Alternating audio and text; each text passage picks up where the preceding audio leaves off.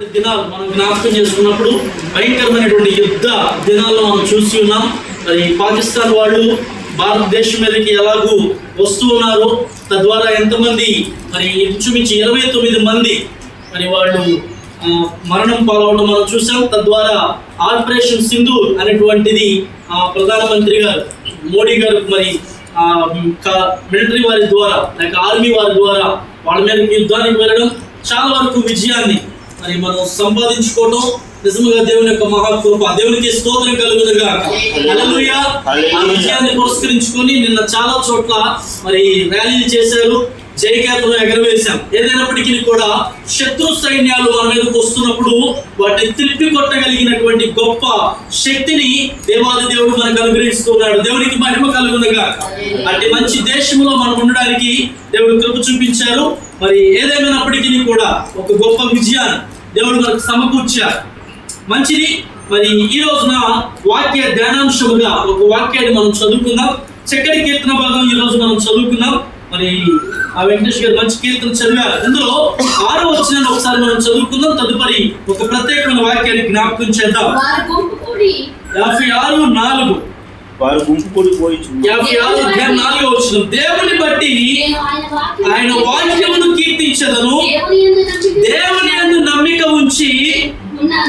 ఉంచి ఉన్నాను, నేను భయపడను, శరీరదారులు నన్నేం చేయగలరు. ఈ మాట ఎంత గొప్ప ధైర్యాన్ని ఇస్తుందో ఒకసారి ఆలోచించండి. నేను దేవుని వాక్యాన్ని నమ్ముకొని ఉన్నాను, దేవుని మీద నమ్మిక ఉంచి ఉన్నాను, శరీరదారులు నన్నేమి చేయగలరు. అంటే పూర్తిగా డిపెండ్ అయిపోయాడు. It's belong to depend in God. అంటే దేవుని మీద పూర్తిగా ఆధారపడిపోయినటువంటి మనిషిగా అతను మాట్లాడుతున్నటువంటి మాట. ఉదాహరణకి గమనిద్దాం. మీకు బాగా అర్థమయ్యే రీతిలో చెప్పాలంటే, మన వీధిలో కుక్క ఉందనుకోండి. ఈ వీధిలో కుక్క పక్క వీధిలోకి వెళ్ళింది అనుకో, అక్కడ 4-5 కుక్కలు ఉన్నాయనుకో, ఈ ఒక్కదే వెళ్ళిన కుక్క ఆ 4-5 కుక్కలు చూసి ఏమైంది? భయపడిపోదు. ఎందుకని? ఇది ఒక్కతే ఉంది, అవేమో 4-5 ఉన్నాయి. పోనీ ఆ 4-5 ఒక్కసారిగా దాని మీదకి వచ్చినప్పుడు ఆ ఒక్కొక్క పరిగెత్తుకుంటా మన రోడ్లోకి వస్తే దీనికి తోడు ఇంకో 5-6 ఉన్నాయి అనుకోండి, అప్పుడు భయపడుతుందా? ఎందుకని? దాని స్థావరం దానికి ఇంకా బలం పెరిగినటువంటి విధానం. అంటే ఆ వీధిలోకి వెళ్తే నన్ను బెదిరించారు, నన్ను భయపెట్టారు, కాబట్టి ఇప్పుడు నా దగ్గరికి వస్తే నా దగ్గర చాలా మంది ఉన్నారు, నేను భయపడవలసిన పని లేదు. ఇలాగ ఒక స్థావరాన్ని చూసుకొని, లేకపోతే ఒక ప్లేస్ చూసుకొని, లేకపోతే ఒక బలం చూసుకొని, బలంగా చూసుకొని ఎలాగో ధైర్యంగా ఉంటామో భక్తుడు మాట్లాడుతున్నాడు. దేవుని వాక్యాన్ని బట్టి నేను చాలా ధైర్యంగా ఉన్నాను. దేవునికి స్తోత్రం కలుగును. హల్లెలూయా. దేవుని వాక్యాన్ని బట్టి నేను చాలా ధైర్యంగా ఉన్నాను. కేవలం దేవుని వాక్యాన్ని బట్టి, కేవలం దేవుని మాటను బట్టి, నేను మనుషులను బట్టి ఏమాత్రం ధైర్యంగా లేదు. నేను మనుషులను బట్టి ఏమాత్రంగా ధైర్యంగా లేదు. కానీ ఎవరిని బట్టి ధైర్యంగా ఉన్నా తెలుసా? దేవునిని బట్టి ధైర్యంగా ఉన్నా. ఒకసారి ఆలోచించండి. పిల్లలు ఎవరిని బట్టి ధైర్యంగా ఉంటారు? వారి తల్లిదండ్రులను బట్టి ధైర్యంగా ఉంటారు, అంతే కదా? తల్లిదండ్రులు ఎవరిని బట్టి ధైర్యంగా ఉంటారు? వాళ్ళ బంధు జనాంగాన్ని బట్టి ధైర్యంగా ఉంటారు. బంధు జనాంగం అందరూ ఎవరిని బట్టి ధైర్యంగా ఉంటారు? వాళ్ళ కులాన్ని బట్టి ధైర్యంగా ఉంటారు. మా కులపోళ్ళు చాలా మంది ఉన్నారండి, మా తెగవాళ్ళు చాలా మంది ఉన్నారండి, మా బలగం చాలా ఉందండి అని అనుకుంటూ ఉంటాం. కొన్నిసార్లు మనం అడిగినప్పుడు, నా జోలికి వస్తున్నావు, నా వెనకాల ఎవరున్నారో తెలుసా? ఇలా చాలాసార్లు మాట్లాడతాం. నీ వెనకాల ఎవరున్నా, నీవు ఎవరిని సపోర్ట్ చేసుకున్నా వాళ్ళందరూ కూడా ఎవరో తెలుసా? మనుషులే. అర్థమవుతుందా? నువ్వు ఎంత మందిని కూడా కట్టుకున్నా ఆ అంతమంది కూడా కేవలం మనుషులే. కానీ భక్తుడు అంటున్నాడు, మనుషుల మీద నేను ఆధారపడడం లేదు, మనుషుల మీద వారి సహాయం మీద నేను ఆధారపడడం లేదు. నీకు ఏదైనా సహాయం కావాలంటే నువ్వు ఎవరిని అడగాలి? నీకు మంచినీళ్ళు కావాలి, ఎవరు ఇవ్వాలి? మనుషులే ఇవ్వాలి. నీకు డబ్బు కావాలి, ఎవరు ఇవ్వాలి? మనుషులే ఇవ్వాలి. నువ్వు అన్నం తినాలి, ఎవరు పెట్టాలి? మనుషులే. ఏ సహాయమైనా ఈ లోకరీత్యా మనుషులు మాత్రమే సహాయంగా నిలబడగలరు. కానీ ఆ సహాయంగా నిలబడగలిగినటువంటి గొప్ప దేవుడు ఒక ఆయన ఉన్నాడు. యేసుక్రీస్తు. దేవునికి స్తోత్రం కలుగునుగాక. హల్లెలూయా. మనుషులుగా కొన్ని అధిగమించలేని శ్రమలు, మనుషులుగా కొన్ని తట్టుకోలేని బాధలు, మనుషులుగా కొన్ని సహించలేనటువంటి ఇరుగులు ఇబ్బందులు చోటు చేసుకున్నప్పుడు అప్పుడు ఏ మనుషులు మన సహాయానికి రారు. అప్పుడు ఎవరు మనం పలకరించే వాళ్ళు ఉండరు, అప్పుడు ఎవరు మనకు ఆదరించే వాళ్ళు ఉండరు. అలాంటి తరుణంలో ఈ మాట మాట్లాడుతున్నాడు. చదవండి అక్కడ మాట 4వ వచనం. దేవుని బట్టి నేను ఆయన వాక్యమును కీర్తించదను, దేవుని యందు నమ్మిక ఉంచి ఉన్నాను. ఎంత గొప్ప మాట తెలుసా? నేను ఎవరి యందు నమ్మిక ఉంచాలో తెలుసా? ఒక రాజ్యానికి పెద్ద రాజు ఉన్నాడు అనుకో, ఆ రాజు గారికి ఉన్న గొప్పతనం ఏంటి చెప్పాలి? రాజుగారికి ఉన్నటువంటి గొప్పతనం ఏంటి? ఒక రాజు, ఈ దేశానికి పెద్ద రాజు ఉన్నాడు, ఆ రాజుకు ఉన్నటువంటి గొప్ప ఒక ధైర్యం ఏంటి అని అంటే, రాజు ధైర్యంగా ఉండడానికి నెంబర్ 1 కారణం ఏంటి తెలుసా? సైన్యం. ఎక్సలెంట్. సైన్యాన్ని చూసి చాలా బలంగా ఉంటాడు. ఎందుకని? అతని ముందు చాలా సైన్యాధిపతులు ఉంటారు, అతని వెనక చాలా మంది సైన్యం బల్లేలతోనూ కత్తులతోనూ డాలుతోనూ చాలా సైన్యం కట్టడిగా తన రాజ్యాన్ని కొడుతుంది. ఇంకోటి ఏంటి తెలుసా? అతనికి ఉన్నటువంటి ఆ సంపద, ఎంత డబ్బైనా ఇచ్చి ఎంత మంది సైన్యాన్ని తీసుకుని రాగలిగినంత గొప్ప సంపద, దాన్ని చూసుకొని రాజు ఏమవుతుంది తెలుసా? నేను చాలా ధైర్యంగా ఉన్నాను అనుకుంటాడు, నాకేమాత్రం భయం లేదు అనుకుంటాడు. ఈ రోజున మన ఇండియా ఈ స్థితిలో ఉంది అని అంటే నిజంగా మరి పాకిస్తాన్ లో లేనటువంటి గొప్ప అణు బాంబులు, అణు ఆయుధాలు మన దగ్గర ఉన్నాయి. మొన్న జరిగినటువంటి పాకిస్తాన్ భారత యుద్ధంలో మరి పాకిస్తాన్ ఒక బాంబు వేసిన వెంటనే అవి ఆకాశంలో నుండి భూమి మీదకి దిగే లోపే S-400 అనే ఒక మిషన్, దాదాపు దాన్ని జపాన్ నుంచో చైనా నుంచో మోదీ గారు కొన్నారు. కొన్ని కోట్ల విలువ చేసే మిషన్ దాన్ని కొన్నారు. కొని ఆ యుద్ధంలో ప్రయోగించినప్పుడు దాన్ని కేవలం ఒక ఖాళీ ప్లేస్ లో పెట్టించారంతే. అది మన శాటిలైట్ ఎలా ఉంటుంది, యాంటీనాస్ ఎలా ఉంటాయి, అలా ఉంది ఆ మిషన్.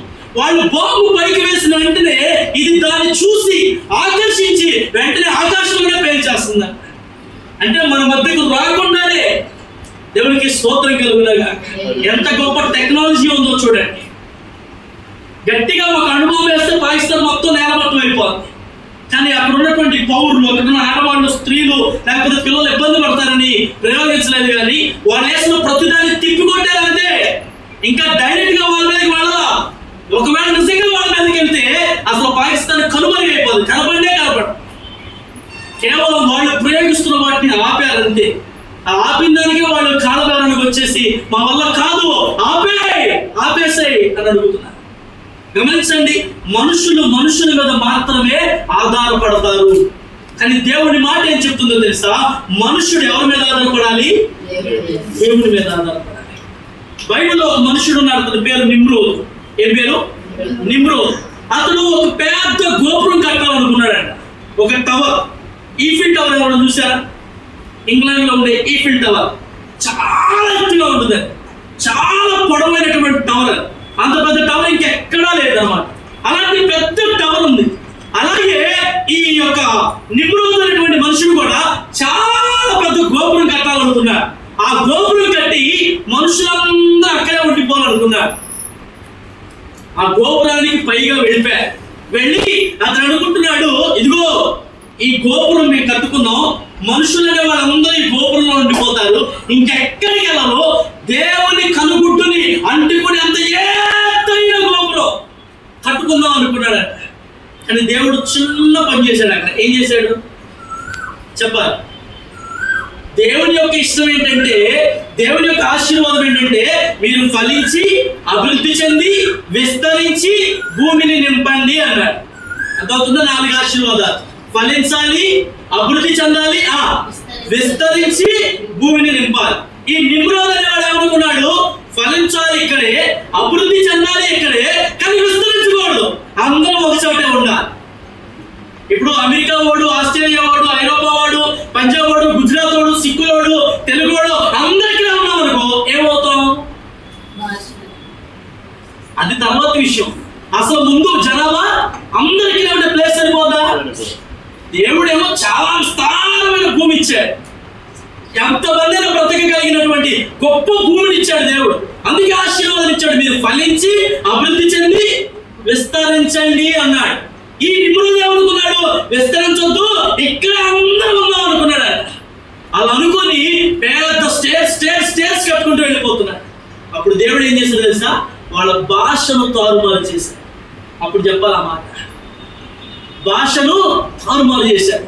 వాళ్ళు గోపురం కట్టుకుంటున్నారు కదా, 6 అంతస్తులు 7 అంతస్తులు 10 అంతస్తులు 25 అంతస్తులు కట్టేశారు. 25-30 అంతస్తులు కట్టిన తర్వాత అక్కడ ఉన్న మనుషులందరినీ దేవుడు చూసి, నేను వీళ్ళని భూమిని విస్తరింప చేయమని చెప్తే వీళ్ళు అక్కడెక్కడికి వెళ్ళి బతకమంటే వీళ్ళందరూ ఇక్కడే బ్రతకాలనుకుంటున్నారా? వీళ్ళ ఆలోచన ఇలా ఉందా అని దేవుడు వాళ్ళ భాషను తారుమారు చేసి, ఇటుక తీసుకురారా అంటే గడ్డి తీసుకొస్తున్నాడు, గడ్డి తీసుకురారా అంటే ఇటుక తీసుకొస్తున్నాడు, ఒరే మట్టి తీసుకురారా అంటే ఇంకోటి ఇటుక తీసుకొస్తున్నాడు. అక్కడికక్కడ వాళ్ళందరి భాష తారుమారు అయిపోయి, ఎవరెవరైతే హిందీ మాట్లాడుతున్నారో వాళ్ళందరూ పంజాబ్ వెళ్ళిపోయారు, ఎవరెవరైతే సిక్కు మతం మాట్లాడుతున్నారో వాళ్ళందరూ సిక్కులు అయిపోయారు, ఎవరెవరైతే హిందీ మాట్లాడుతున్నారో వాళ్ళందరూ హిందీ వాళ్ళు అయిపోయారు, ఎవరైతే కన్నడం తమిళం మాట్లాడుతున్న వాళ్ళందరూ తమిళనాడు, ఎవరైతే తెలుగు మాట్లాడుతున్నారో వాళ్ళు ఇక్కడే. ఇప్పుడు అర్థమైందా? ఇలా భాషలను బట్టి వారిగా తారుమారైపోవడం వల్ల వాళ్ళందరూ దూరంగా జరిగిపోయి ఇప్పుడు భూమిని విస్తరించారు వాళ్ళు. దేవునికి స్తోత్రం కలుగునుగా. ఇది దేవుని యొక్క ప్రణాళిక. దేవుని ఉద్దేశం ఎప్పుడు ఒకటే, వినాలి జాగ్రత్తగా. దేవుని ఉద్దేశం ఎప్పుడు ఒకటే. దేవుడు ఏమనుకుంటున్నాడు? ప్రతి మనుషుడు, ప్రతి మానవుడు దేవుని మీద మాత్రమే ఆధారపడాలి, మనుషుల మీద ఆధారపడకూడదు. అందుకే వాక్యం రాస్తున్నాడు, కొందరు గుర్రములను బట్టి కొందరు రథములను బట్టి అతిశయిస్తారేమో, కానీ మీరైతే నీతి న్యాయమును చూపించు దేవుని వైపు చూసి ఆయన యందు అతిశయపడాలి. మనం ఈ రోజు ఈ స్థితిలో ఉన్నాము అంటే ఇది కేవలం దేవుని యొక్క కృప మాత్రమే అనుకోవాలి. మన బలం కాదు, మన శక్తి కాదు, మన అందం కాదు, మనకున్న సంపద కాదు, ఏది కాదు, కేవలం దేవుని కృప మాత్రమే. బాగా గుర్తుపెట్టుకోవాలి. కాబట్టి దేవుడు మనతో ఉన్నారు. అదే వాక్యం చెప్తున్నాడు ఆయన. 8వ వచనం చదవండి. నా సంచారములు నీవు లెక్కించి ఉన్నావు, నా కన్నీళ్లు నీ బుడ్డిలో ఉంచబడి ఉన్నవి, అవి నీ కవిలలో కనబడును కదా. అంటే అర్థం ఏంటి? నా సంచారములు అంటే అర్థం ఏంటి చెప్పాలి. నా సంచారములు నువ్వు లెక్కించి ఉన్నావు. దినాలు, మన రోజు సంచారములు అంటే దినములు, రోజులను ఆయన లెక్కించున్నాడు. నువ్వు ఎన్ని రోజులు బతకాలో దేవుడికి తెలుసు. మనుషులుగా మన ఎవ్వరికి తెలియదు. వదిలేదు మనుషులుగా మన ఎవ్వరికి తెలియదు. కేవలం దేవునికి మాత్రమే మనం ఎన్ని రోజులు బ్రతకగలమో దేవునికి తెలుసు. రెండో మాట ఏమన్నా 2వ లైన్లో, నా కన్నీళ్ళు నీ గుడ్డలో ఉంచుకొని ఉన్నావు. అంటే మన ప్రతి కన్నీటి పొట్టును దేవుడు ఏం చేస్తాడు తెలుసా? ఆయన గుడ్డలో దాచుకున్నాడు. ఆ కింద వచ్చిన అంటాడు, అవి నీ కవిలలో నుంచబడిన కదా. కింద ఫుట్ నోట్ చూడండి, ఏం రాశాడు అక్కడ? నీ పుస్తకములు. అంటే మన కన్నీటిని దేవుడు తన పుస్తకంలో రాసుకున్నాడు. కనుక మన కన్నీళ్ళు ఎప్పుడు వ్యర్థమయ్యాయి కాదు. ఏది? భర్త కొట్టినప్పుడు, భార్య కొట్టినప్పుడు, ఏదో తిట్టుకున్నప్పుడు, గొడవలైనప్పుడు ఏడ్చే ఏడుపులు కాదు, తల్లిదండ్రులు కొడితే వచ్చే ఏడుపులు కాదు. దేవుడి సన్నిధిలో ఎవరివైతే ఏడుస్తామో ఆ ఏడుపు, ఆ కన్నీళ్లు దేవుడు తన పుస్తకంలో రాసుకున్నాడు. ఆయన కన్నీటి బొట్టును కూడా వృధా చేసే దేవుడు కాదు. దేవునికి స్తోత్రం కలుగుతుంది. కాబట్టి దేవుని బిడ్డలారా, భక్తుడు అంటున్నాడు, పూర్తిగా దేవుని మీదే ఆధారపడాలి. అలా ఆధారపడినప్పుడే దేవుని రాజ్యానికి మనం వారసులం అవుతాం. దేవుని రాజ్యానికి వారసులము కాబట్టాలి అంటే మనం దేవుని మీదే ఆధారపడాలి. చూడండి, యెషయా గ్రంథం 26:3 చదవండి. యెషయా గ్రంథం 26:3 మూలవాక్యంలోనికి వెళుతూ ఒక వచనాన్ని చదువుకొని మన తర్వాత వాక్యాన్ని ధ్యానించు. ఎవరి మనసు నీ మీద ఆనుకొనునో వారిని నీవు పూర్ణ శాంతి గలవారిగా కాపాడుదువు. ఏలయనగా అతడు నీ యందు విశ్వాసం ఉంచి ఉన్నాడు.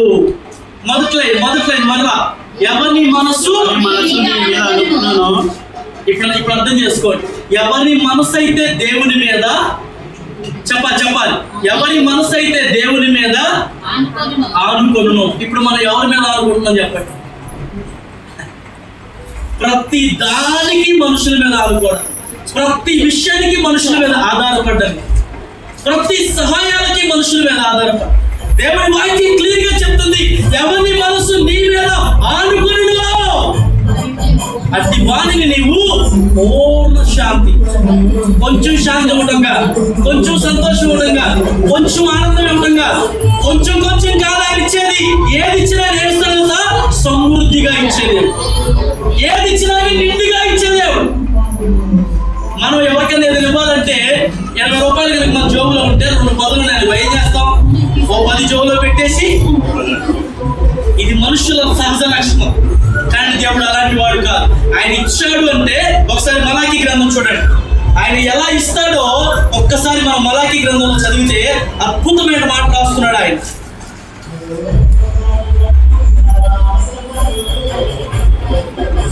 తీసారా? చూడండి, పట్టజాలనంత విస్తారమైన దీవెనలను రాయబడి ఉంటుంది అన్నమాట.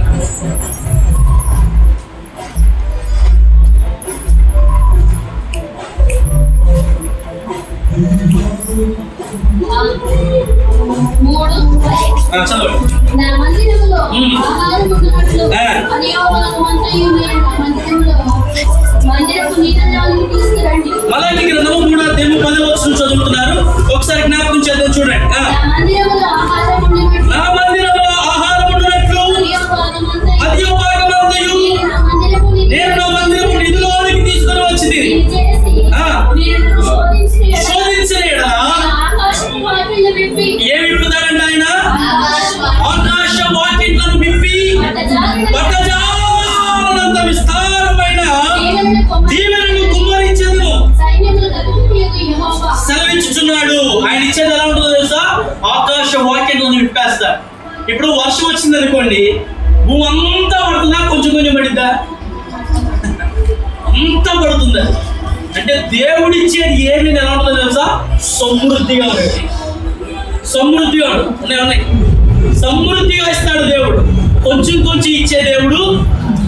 అలాంటి ఉదాహరణలు బైబిల్ గ్రంథంలో చాలా ఉన్నాయి. సారేపోతారు వెదవరాల ఇంటికి దైవజనుడు వెళ్ళినప్పుడు ఆమె ఒక అప్పమే ఉందయ్యా, అది తిరిగి నా పిల్లడు చచ్చిపోదాం అనుకున్నావయ్యా, ఏం చేయమంటారయ్యా అన్నప్పుడు ఆ అప్పం తీసుకొచ్చి నాకు పెట్టేయమన్నాడు. ఉన్నది ఒకటేనయ్యా, అయినా మళ్ళీ తీసుకొచ్చి పెట్టే తినేసాడు శుభ్రంగా. ఇప్పుడు నీ ఇంట్లో ఏమున్నాయి? ఉట్టి కొండలు ఉన్నాయ్యా, ఏమి లేవు. అందులో ఉట్టి పాత్రలు తప్ప ఏమి లేదయ్యా, తీసుకొని రా నీ ఇంట్లో ఉన్న కొండలని. అక్కడ పెట్టాడు, వరుసగా పెట్టింది, ప్రార్థన చేశాడు. అంతే, ఆ కొండల నిండా దేవుడు ఏమి నింపాడు? నూనెను నింపాడు. హల్లెలూయా, నూనెను నింపాడు. ఇక వస్తూ ఉన్న కొంది నూనె నిండుతూనే ఉంది. అవి తీసుకుని అమ్ముకొని మీ జీవనాన్ని కొనసాగించున్నాడు. దేవుడికి స్తోత్రం కలుగునుగా. దేవుడికి కొంచెం ఇస్తే ఆయన నీకు ఎంత ఇస్తాడో తెలుసా? సమృద్ధినిచ్చేది. నువ్వు 10 రూపాయలు దేవుడికి కానికిస్తే ఆయన నీకు 10,000 ఇచ్చేదేవుడు, లక్షలు ఇచ్చేదేవుడు, కోట్లు ఇచ్చేదేవుడు. ఈరోజు ఎందుకు దేవుడికి ఇవ్వడానికి అంత ఉత్సాహపడుతున్నామనంటే నువ్వు కొంచెం ఇస్తే ఆయన సమృద్ధిగా ఇచ్చేదేవుడు. ముందు మనం కొంచెం ఇవ్వడం నేర్చుకోవాలి. అర్థమవుతుందా? హేబేలు కయ్యూన్ అనే ఆదాము యొక్క పిల్లలిద్దరు ఉన్నారు. హేబేలు కయ్యూన్. హేబేలు అర్పణ తీసుకొచ్చాడు, కయ్యూను అర్పణ తీసుకొచ్చాడు. హేబేలు అర్పణను దేవుడు స్వీకరించాడు, కయ్యూను అర్పణ దేవుడు స్వీకరించాల.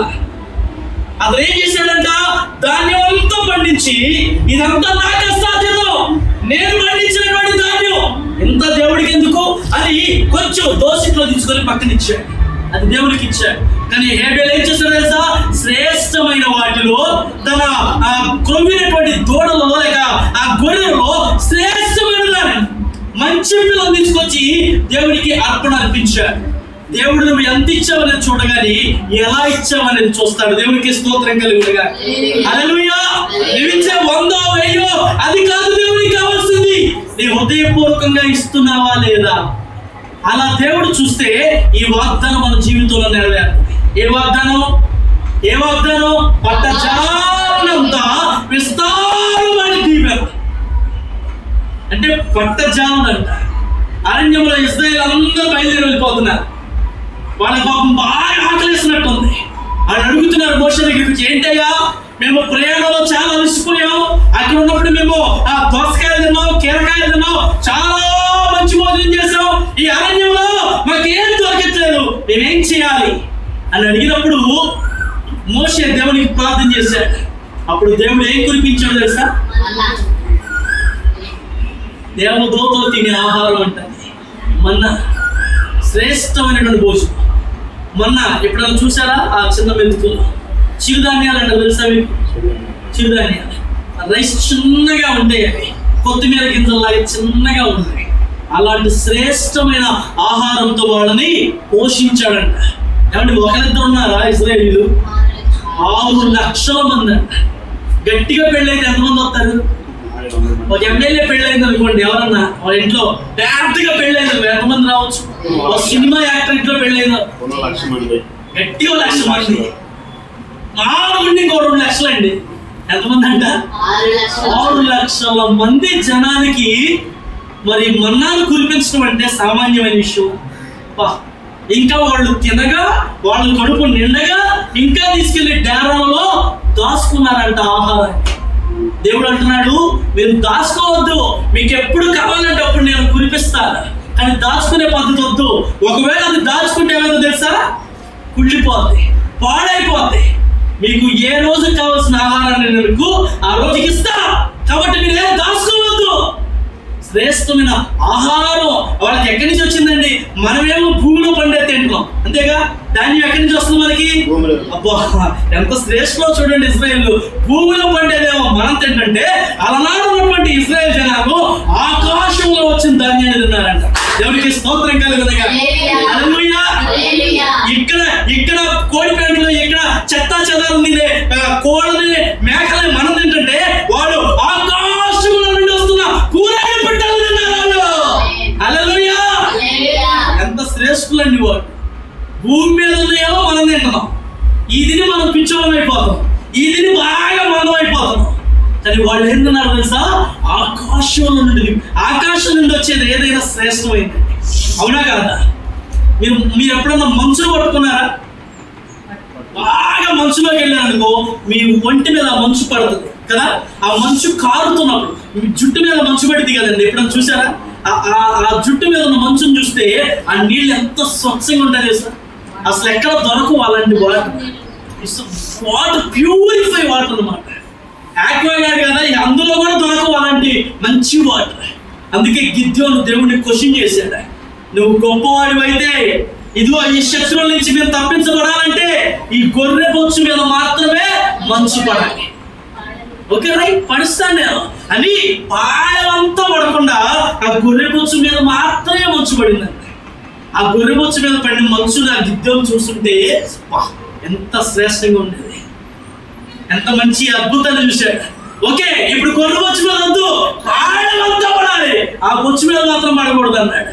ఓకే రైట్, ఆ గొర్రె బొచ్చు మీద మాత్రం పడకుండా పాడమంతా నింపాడు. దేంతో? మంచుతో. దేవుడికి స్తోత్రం కలుగునుగా. ఇందాక చదువుకున్న వాక్యం అదే, ఎవరి మనసు నీ మీద, ఆ దేవుని మీద ఎవరికైతే మనసు ఆనుకుంటుందో ఆ మనుషుడు అద్భుతాలు చూస్తాడు, ఆశ్చర్యకార్యాలు చూస్తాడు. మోషే దేవుని మీద ఆనుకున్నాడు.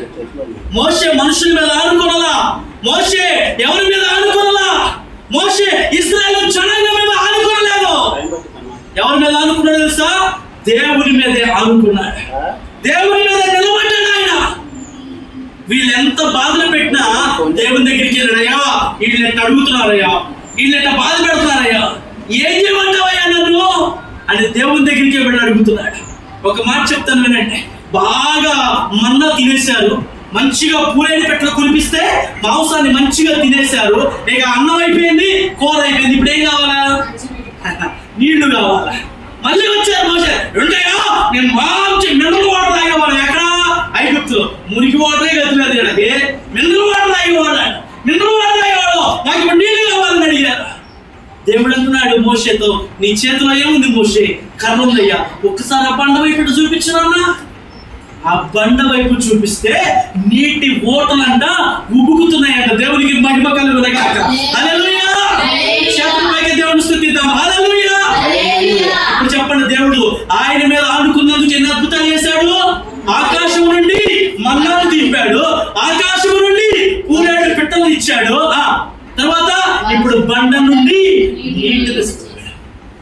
తాగుతున్న కొంత వస్తున్నాయంట. ఏంటయ్యి?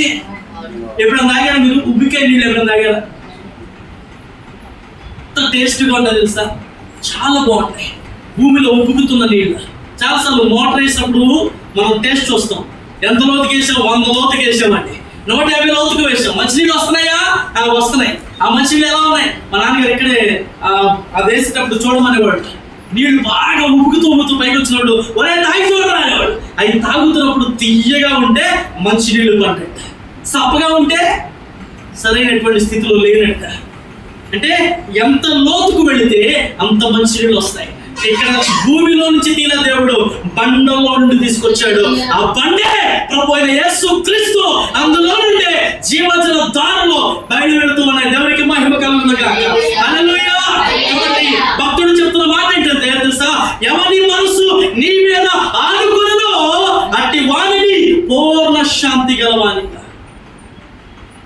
దేవుడు ఎప్పుడు సగం శాంతి ఇచ్చేవాడుగా, సగం మనశ్శాంతి ఇచ్చేవాడుగా, సగం కష్టం నుంచి విడిపించి సగం కష్టంలో వదిలేసే దేవుడుగా, పరిపూర్ణంగా దేవుడు ఏ కార్యం చేసినా, సంతృప్తిగా ఏ కార్యం చేసినా కూడా నీకు కొంచెం అన్నం పెట్టి కొంచెం కోరేసామనుకో ఆకలి తీరిద్దా? ఇంకొంచెం పెట్టమ్మా, ఇంకొంచెం వేయమ్మా అని అడుగుతాం. కాబట్టి మనం కడుపు నిండా ఎలా తింటామో దేవుడు కడుపు నిండా పెడతాడు.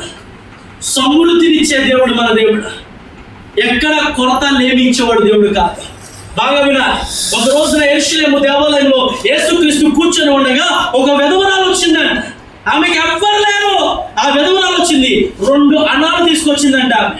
ఆ మందిరానికి వచ్చి ఉన్న 2 నాణ్యాలు తీసుకొచ్చి ఒకటేసుకుని ఉంచుకోవచ్చుగా. అవి ఏం చేసింది? వేసేసింది 2. యేసుక్రీస్తు ఆమె ఇంకా తీక్షణంగా చూస్తున్నాడు. అందరూ వస్తున్నారు, శాస్త్రులు, పరిసయ్యులు, సద్దుకాయులు అందరూ వస్తున్నారు, సమర్పిస్తున్నారు, వెళ్ళిపోతున్నారు. వాళ్ళు కొంత ఉంచుకొని కొంత ఇస్తున్నారు. కానీ ఏమేం చేస్తుందో తెలుసా? 2 నాణ్యాలు ఆమె చేతిలో ఉన్న 2 నాణ్యాలు వేసేసి చేతులు దులుపుకొని వెళ్ళిపోతుంది. యేసుక్రీస్తు చెప్తున్నాడు వాళ్ళతో, మీరందరూ మీకు ఉన్న వాటిలో తీసుకొచ్చి దేవునికి ఇస్తున్నారు. కానీ ఆమె ఏం చేస్తుందో తెలుసా? ఉన్నదంతా. ఎవరు గొప్ప అడిగాడు ఆయన. ఎవరు గొప్ప? మీ దగ్గర ఉంచుకొని ఇస్తున్నారు. కానీ ఆమె ఉన్నదంతా ఇచ్చేసింది. కాబట్టి ఆమె శ్రేష్ఠురాలు అన్నాడు. దేవుని బిడ్డలారా, మనం ఇచ్చే మనసు ఎలా ఉండదో తెలుసా?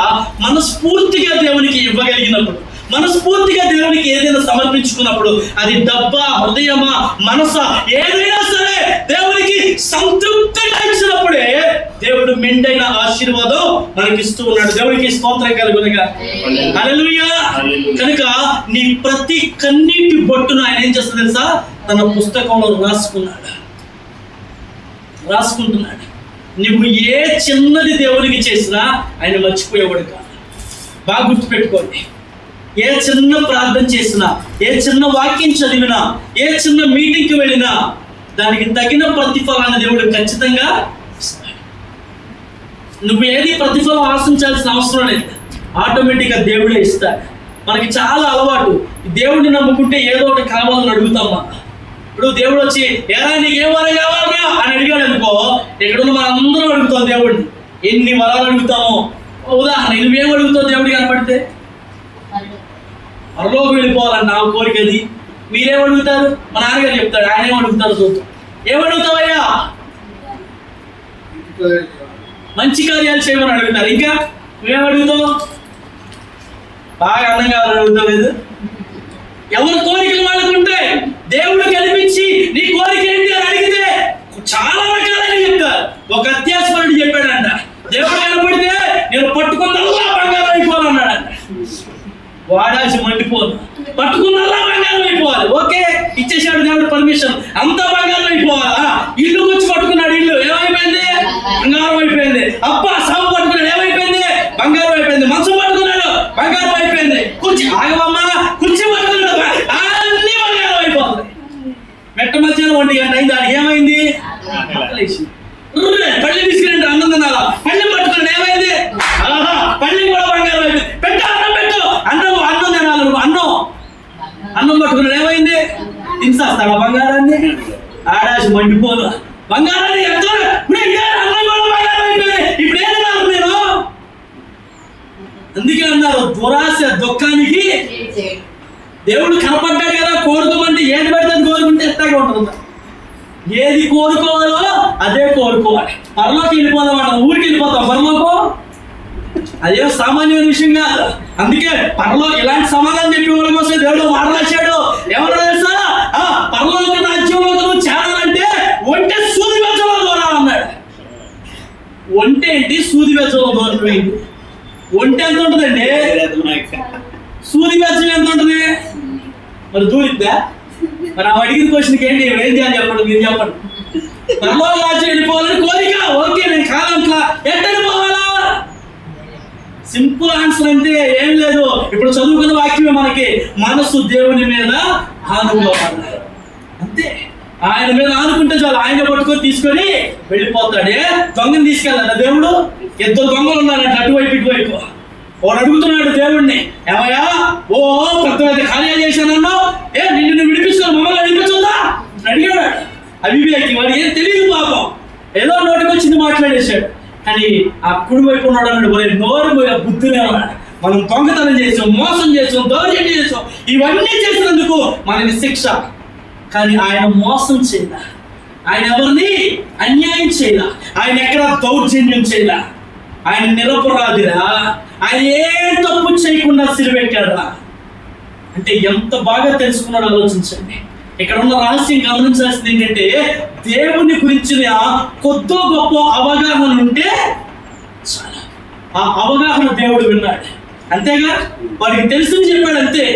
ఆయన ఏ తప్పు చేయలేదురా అన్నాడంటే ఆయన గురించి కొద్దో గొప్ప తెలుసుకున్నాడు, అది చాలు. అంటే దాని అర్థం ఏంటి తెలుసా, వినుట వలన ఏం కలుగుతుంది, అదే జరిగింది అక్కడ. ఆ శిలువలో వేలాడుతున్న ఆ దొంగ ఎప్పుడో దేవుని గురించి విన్నాడు. ఆ వినటం వల్ల వాడికి విశ్వాసం కలిగింది. ఆ విశ్వాసమే దేవుని నోట నుండి ఒక మాట రప్పించింది, నేడు నీవు నాతో కూడా.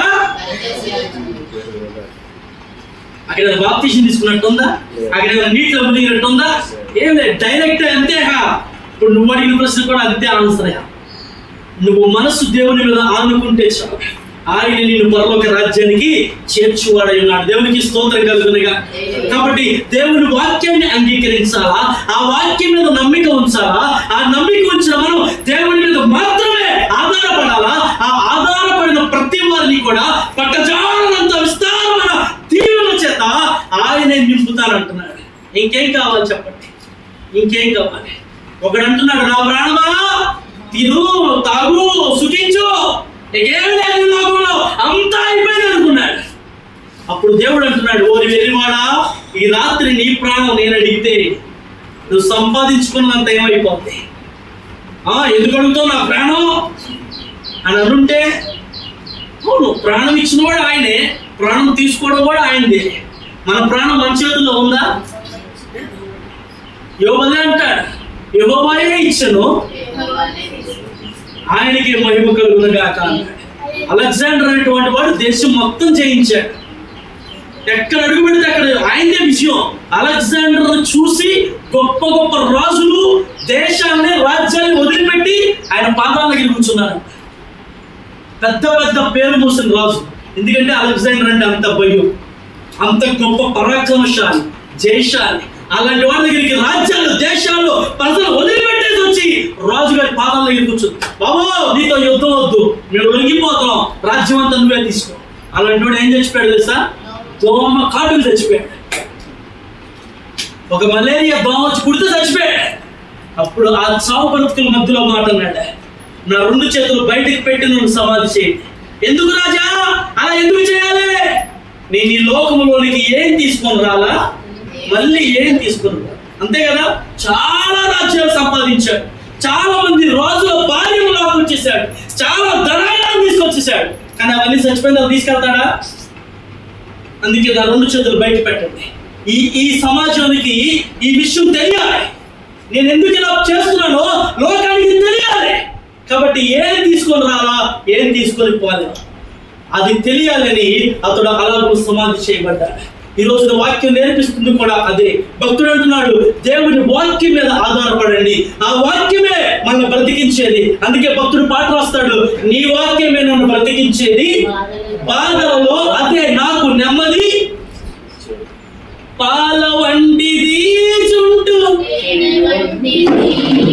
నా జీవకు మహామధురమైనది పాల వంటిది తేనె వంటిది నా జీవకు మహామధురమైనది తేనె బంగారు నాయనది తేనె బంగారు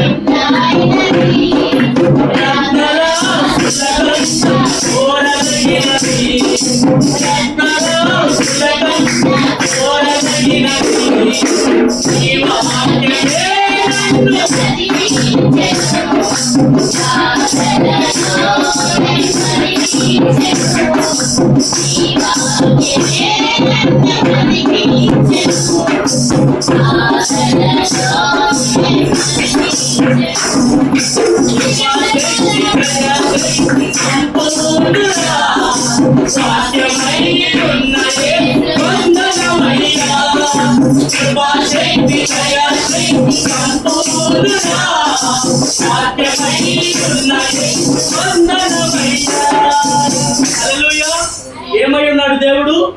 వాక్యమై ఉన్నాడు. అందుకని వాక్యం యోహాను సువార్త చెప్తున్నాడు, ఆది యందు వాక్యం ఉండెను, వాక్యము దేవుని యొద్ద ఉండెను, ఆ వాక్యమే కృపా సత్య సమృద్ధిగా మన మధ్య నివసిస్తుంది. ఇప్పుడు మన మధ్యలో ఏముంది? దేవుడు ఉన్నాడా? వాక్యం ఉందా? వాక్యమే ఉంది. అర్థమవుతుందా?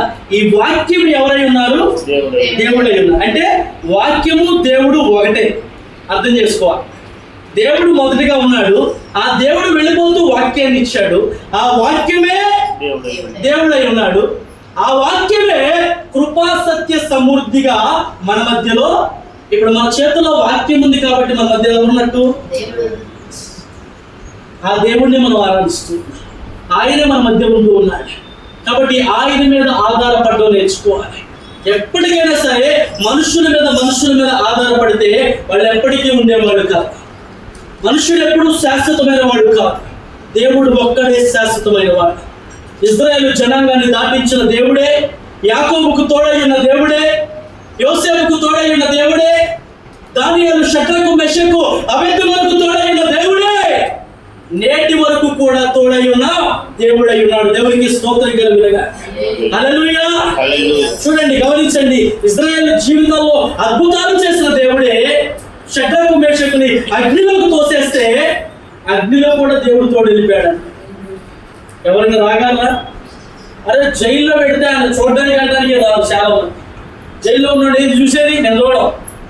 జైల్లో పోలీసు వాళ్ళు ఉంటారు, వాళ్ళు ఉంటారా మాకు నామోషి పోలీస్ స్టేషన్కి మేము వెళ్ళవలసిన అనేవాడు ఉన్నారు. ఎందుకంటే నాకు అవమానం నిందగా భరించేవాడు ఉన్నారు. కానీ దేవుడు ఎక్కడికి వచ్చాడంటే వాళ్ళ కోసం అగ్నిలోకి దిగి వచ్చాడు, అగ్నిలోకే వచ్చాడు. అంటే అర్థం చేసుకోండి, మన ఇబ్బందులలోనికి దేవుడు రాగలిగిన వాడు, మన శ్రమలలోనికి దేవుడు రాగలిగిన వాడు. ఎగ్జామ్లో కూర్చున్నాం, ప్రశ్నపత్రం ఏం అర్థం కావట్లా, ఏం చేయాలా? ప్రశ్నలన్నీ ఆ పత్రం నడుపుకొని తినేత వస్తాయా, చింపేస్తే వస్తాయా? Let's pray. ఆ సమయంలో ప్రార్థన చేయాలి. కష్టం వచ్చింది, బాధ వచ్చింది, అప్పులు కట్టాలి, ఏం చేయాలి? Let's pray. ఎప్పుడైతే మన ఇబ్బందుల్లో మనం దేవుడిని జ్ఞాపకం చేసుకుంటామో ఖచ్చితమైన సహాయం దేవుడు ఇస్తాడు, ఖచ్చితమైన సహాయం. అందుకే మాట గట్టిగా రాస్తున్నాడు, ఎవరి మనస్సు నీ మీద ఆనుకొనును పూర్ణ శాంతి గలవానిగా. ఆ క్రింద లైన్ అన్నాడు, ఏలయనగా అతడు నీ యందు విశ్వాసం ఉంచు. కాబట్టి దేవుడి మనం ఏముంచాలో తెలుసా? విశ్వాసం ఉంచాలి, నమ్మిక ఉంచాలి, నిరీక్షణ ఉంచాలి. ఈ బైబిల్లో ఉన్న భక్తులు, యాజకులు, ప్రవక్తలు అందరూ కూడా దేవుని మీద విశ్వాసం ఉండబట్టే, దేవుని మీద నమ్మకం ఉంచబట్టే ఈ రోజున ఈ చరిత్ర గ్రంథంలో లిఖించబడ్డారు. నేడు వాక్యం వింటున్న మన పేర్లు కూడా ఆయన జీవ గ్రంథంలో రాయబడాలి అంటే మనము కూడా దేవుని యందు పరిపూర్ణమైన విశ్వాసం నిలపాలి, నిరీక్షణతో ఉండాలి. అలా ఉన్నప్పుడే ఈ రోజున చాలా క్రైస్తవుల మీద భయంకరమైన దాడులు జరుగుతున్నాయి. ఎన్ని దాడులన్నా జరిగినవండి, కానీ మనం పట్టుకున్న విశ్వాసాన్ని మాత్రం విడిచిపెట్టకూడదు, ఆ నమ్మకత్వాన్ని విడిచిపెట్టకూడదు. ఎంతోమంది హస్తాక్షులు అయిపోయారు దేవుని కోసం, మనం కూడా కావాలి అదే హస్తాక్షులు. అలా నిలబడినప్పుడే దేవుడు తన రాజ్యానికి మనల్ని వారసులు చేస్తారు. ఈ మాటలు దేవుడు మన నీటిలో దీవించును గాక. ప్రార్థన చేసుకుందాం.